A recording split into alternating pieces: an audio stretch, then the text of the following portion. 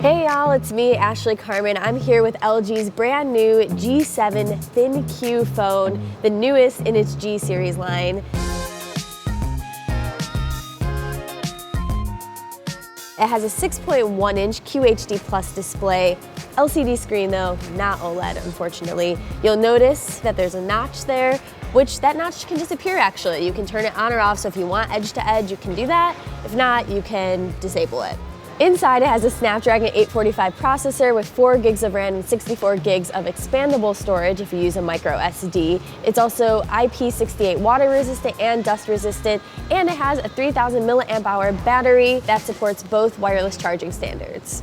All right, so let's talk a little bit about the camera system. On back, you'll notice there's a dual rear-facing camera system. Both sensors are 16 megapixel. One of them is ultra-wide angle supporting, which LG has used on other models, but this one, LG says, should be a little less distorted at the ends.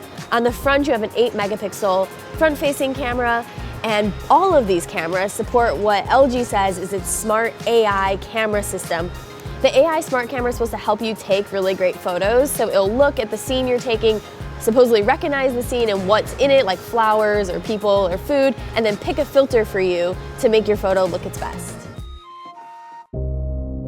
And yes, this has been kind of controversial with all the rumors going around, but LG has indeed put a dedicated Google Assistant button on the side of the phone right below the volume controls, similarly to Samsung's Bixby button. The Google Assistant button cannot be programmed, so you're stuck with it, although LG is saying that maybe in the future, depending on feedback, they'll let you change it up.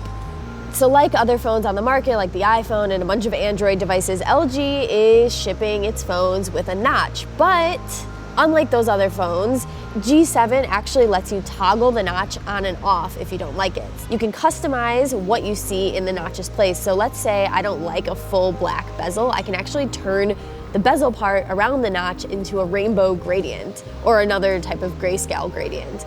I think this is kind of gimmicky, but you know what? I like that you get the option. You don't have to use the notch if you don't like it. LG is also preserving the headphone jack, so congrats to all of you out there who love the headphone jack. The reason it seems to be doing this is because it has a support for something called DTS:X virtual surround sound, which is a virtual surround sound system that you might see in home speakers and the like. But if you use wired headphones or wired speakers, you should, LG says, get more of a cinematic experience when listening to music or watching videos. It also maintains the quad DAC that LG is known for.